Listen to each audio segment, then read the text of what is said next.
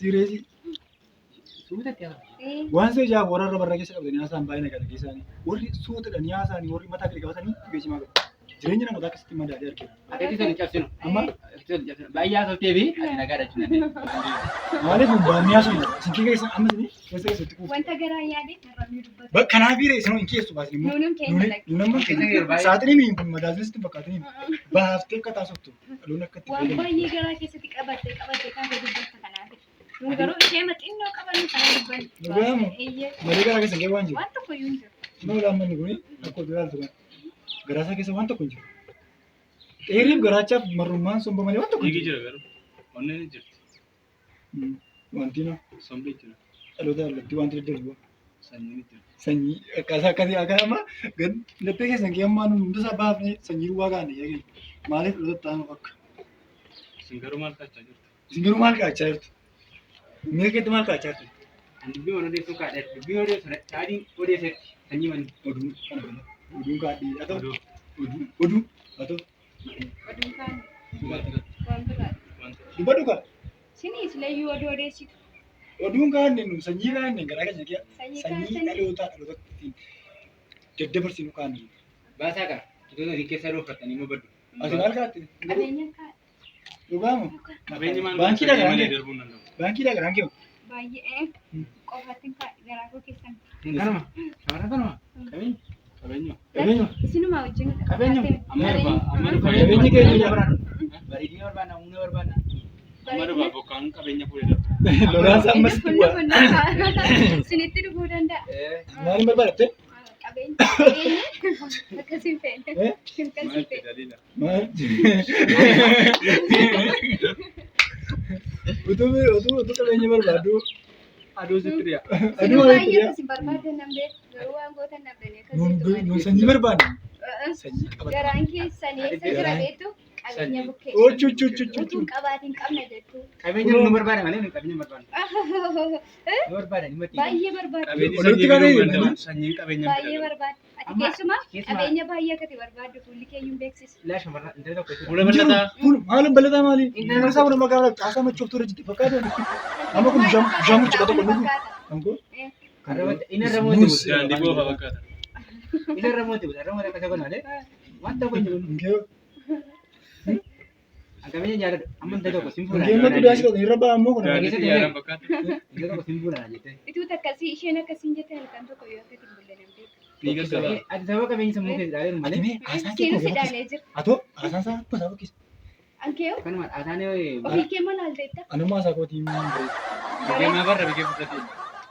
arrabaan hin nyaadha. Maqaan hin nyaattu arraba keenya gabbi.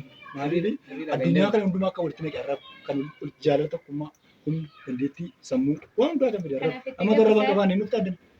Arraba Arrabni kee bu'aa tokko yoo arraba kana namni sii fuudhee Ameerikaatti geessuu ni danda'a. Maaliif Maalessa? arraba afaan meeqa dubbata? Qabeenyaan nageessuu Afaan namni dandeessa. afaan meeqa Utuu qabeenya dubbata? qabaatte nageessuu dandeessa. Arraba meeqa afaan meeqa dubbata? Bitta afaan Ingiliffaa.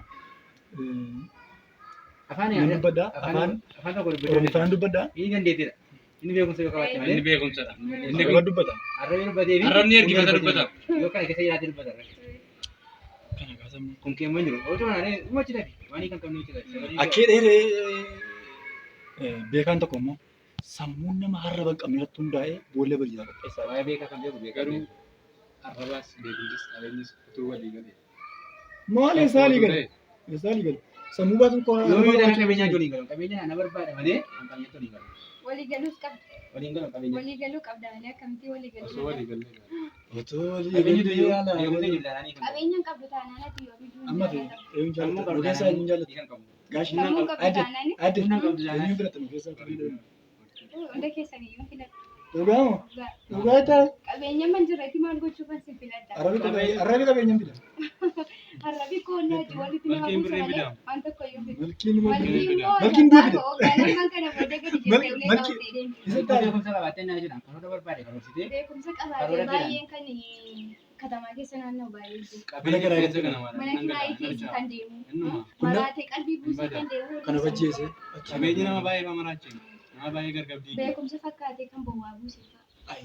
fakkaatee beekumsa sirrii qaba. Kanaaf otoo walitti dhiyaanne amma inni bifa ta'e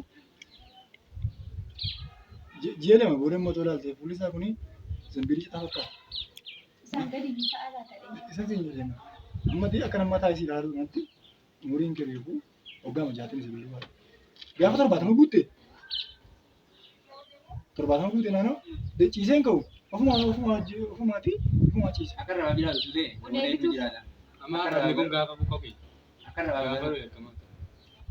Mee arraba keessan qabaa. Akka kan ta'e jedhama. Anke meetirii lama ta'u arrabni kee. Isaan oliyyuu ta'a. Mana kana naannessee dagalee isa. Akka hojjetu beeku yoo isa keessatti yoo. Dhiigaan qabdanii yoo. Kanaaf barattee nu keessa hirtaati. Keessa keetti kaa'e. Maas ilma kun dandeettii kee biyyaa si baasee Ameerikaatti geessee Utuun beekin beekaa fakkeessu.